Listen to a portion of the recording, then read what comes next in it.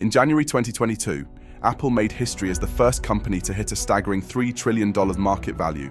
In August 2018, Apple became the first American company to reach $1 trillion, a milestone achieved after 42 years. 2 years later, it soared past $2 trillion, and in just 16 months and 15 days later, it has added another trillion. Even when you combine the market values of Walmart, Coca-Cola, PepsiCo, Netflix, Cisco, Salesforce, Adobe, Starbucks, Airbnb, and General Electric, Apple is still worth more. A few years ago, this valuation would have been unimaginable. Today, it's another notch in the belt of a corporate titan that's still growing and facing few significant challenges ahead. Of the three biggest companies by market cap, Apple is the last to hop onto the AI bandwagon, and spoiler alert, the technology doesn't belong to them. We'll come back to this topic on AI later in the video. Besides Apple, which other companies share the title of top 3 over 3T? Microsoft became the second company to surpass the $3 trillion market cap and overtook Apple to become the most valuable company. Apple has slid down the podium to third position with an estimated market cap of about $2.99 trillion. And of course, lately we have Nvidia being the third to touch the $3 trillion mark and is neck to neck with Apple at second place. But that's a story for another day. At time of making this video, it would seem that Nvidia will probably overtake Microsoft and snag the top position soon. When we started, we thought it would be a successful company that would go on forever.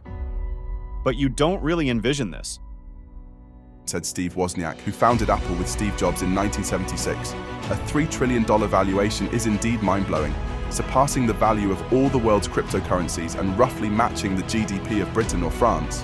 How did Apple achieve this? Is it innovation, stock manipulation, or a mix of both? How did Apple, once on the brink of bankruptcy, become the first company to reach a $3 trillion market value?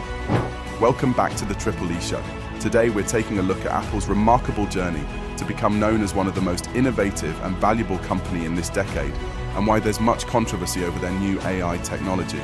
Is their high market cap a true reflection of market value or something happening behind the scenes?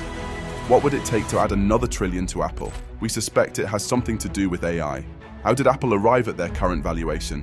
Apple, based in Cupertino, California, stands as one of the world's tech giants, known for products like Macs, iPods, iPhones, and iPads. Founded by Jobs and Wozniak in 1976, its Apple II was the first personal computer to achieve mass-market success.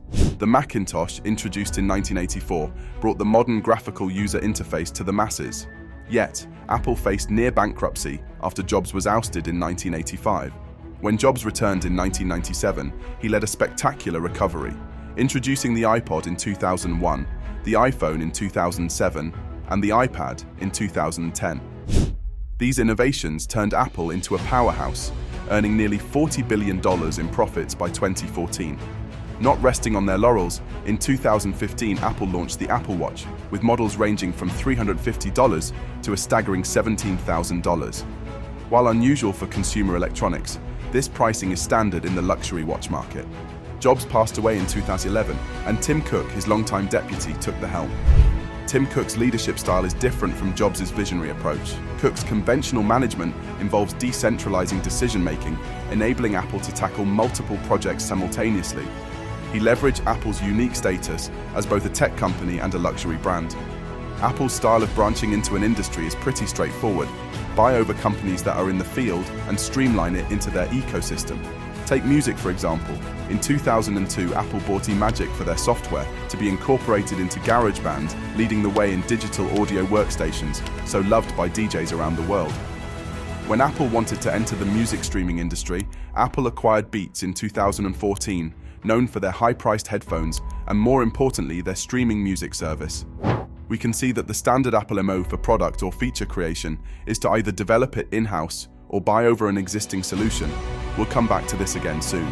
The iPhone remains Apple's biggest revenue generator, accounting for more than half of its earnings. When it debuted in January 2007, Apple was worth $73.4 billion. 15 years later, the iPhone continues to grow, with sales reaching $192 billion for financial year 2021, a 40% increase from the previous year. The pandemic boosted sales of other Apple devices as people relied on them for work, study, and socializing. Investors also turned to Apple's stock for stability amid economic uncertainty. Apple's massive sales and high profit margins have built a cash reserve large enough to buy companies like Caterpillar, Pfizer, or Morgan Stanley outright. By the end of September 2023, Apple reported $166 billion in cash and investments. They've created the greatest cash machine in history, some might say. Instead of reinvesting in new factories, products, or employee wages, Apple has returned much of this cash to investors through stock buybacks. Over the past 10 years, Apple has spent $658 billion on buybacks, far more than any other company. The last buyback announcement on May 4, 2023, their shares was in the 160s range, rocketed to 170s the following day and weeks to come. The most recent was 9th of May, announcing a $110 billion share buyback. Stock buybacks aren't new. American companies have spent trillions on them since the 1980s. In the last 15 years, firms have used 94% of corporate profits on buybacks and dividends. No company has executed buybacks like Apple, which repurchased nearly $300 billion of its shares in the last 5 years. Apple has spent billions on share buybacks while using low-wage workers abroad for assembly, avoiding taxes and tariffs, and continually raising product prices. This strategy boosts stock prices by reducing the number of available shares, making each remaining share more valuable and improving the company's fundamentals in equations used by large investors and automated trading systems. Thus, is Apple's $3 trillion valuation real market-driven value or plain price manipulation? Because they can. One of Apple's core strengths has always been its ability to innovate. However, maintaining this pace of innovation poses a significant challenge. As consumers grow accustomed to high-quality products, their expectations continue to rise. This phenomenon, known as innovation fatigue, can lead to diminishing returns on new products and features. The market's high expectations pressure Apple to continually deliver groundbreaking innovations, which becomes increasingly difficult over time. So why has Apple been glaringly missing in the AI game till now? From an outside perspective, it seems like their cautious approach is very much in line with how they've operated in the past. Apple has never been one to rush headfirst into new technologies just to be first to market. No, their MO has always been to hang back, observe how others are doing it, learn from their mistakes, and then swoop in with a refined, user-friendly product that just works seamlessly.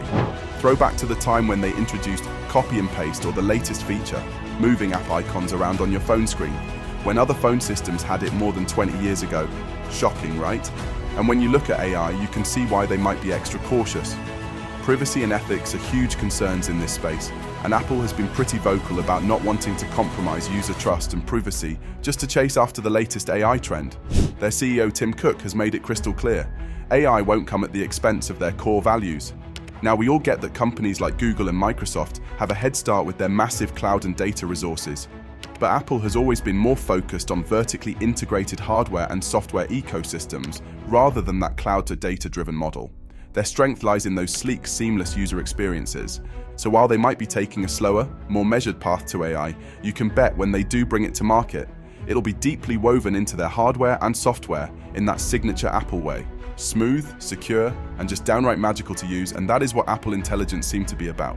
In recent years, Apple has made significant efforts to catch up in the AI race. The company has ramped up its AI initiatives, acquiring several AI startups and hiring top AI talent. Notable acquisitions include Turi, a machine learning company, and Xnor.ai, a startup specializing in edge-based AI. These acquisitions are part of Apple's strategy to enhance its AI capabilities and integrate them into its ecosystem. With Apple and OpenAI potential cooperation on the horizon, it could potentially improve the previously forgotten Siri to be a more capable AI assistant, considering the capabilities the new GPT-4o has demonstrated during a recent showcase. Apple has also been investing in AI for its hardware. Their A-series chips, particularly the A12 Bionic and later models, feature a dedicated neural engine designed to accelerate AI computations. This hardware-centric approach allows Apple to implement AI functionalities directly on its devices, maintaining its commitment to user privacy by processing data locally rather than in the cloud. During Apple's developer conference WWDC 24, Apple announced that Siri would now have access to ChatGPT, and Craig Federighi, Apple's Senior Vice President of Software Engineering, said that Apple Intelligence goes beyond artificial intelligence, it's personal intelligence. Wait, hang on a minute, did we just say Apple is partnering OpenAI? What happened to the standard operating procedure we mentioned earlier of developing or acquiring companies for desired features? It sounds like Apple is getting weak in the innovation department. This is probably the basis behind Apple Intelligence, calling it a privacy-centric AI model. However, OpenAI's ex-co-founder Elon Musk has his doubts. He said he'll ban Apple products at work if OpenAI is baked into Apple's operating systems. This prompts the questions: what does Elon know that we don't? An insight into this question could be found when Elon claims that integrating OpenAI at that level is an unacceptable security violation. Over on X, the platform previously known as Twitter, Elon posted something that quite made sense. It's patently absurd that Apple isn't smart enough to make their own AI, yet is somehow capable of ensuring that OpenAI will protect your security and privacy. Apple has no clue what's actually going on. Once they hand your data over to OpenAI, they're selling you down the river. Being the multi-trillion company Apple is, why did they not develop their own AI but choose to implement OpenAI's ChatGPT? Is Apple going to charge for Apple Intelligence usage? If it's baked into the OS, are we looking at phone as a service where we pay a monthly fee to use basic functions of the phone? Or is it going to be baked into the phone, a standard feature making it free for the user? And remember, if you aren't paying for a product, you are most likely the product. Elon isn't the only one speaking up against OpenAI. Edward Snowden, popular ex-NSA whistleblower, has also recently came out to speak out against OpenAI's decision to put a former NSA director on its board. This is a willful, calculated betrayal of the rights of every person on Earth. Apple's evolution from a garage startup to a $3 trillion company highlights a blend of vision, resilience, and strategic execution. The company's growth is attributed to ongoing innovation, a dedication to quality, and an acute awareness of consumer needs. While it's still early to say what Apple Intelligence is capable of, their partnership with OpenAI instead of forming their own ecosystem is indeed questionable. What do you think? Thank you for coming along with us on this journey. If you found this video insightful, don't forget to like, subscribe, and click the bell icon for front row seats on global economic stories and trends. If you have opinions about Apple and Apple Intelligence, do leave a comment and see you in the next chapter.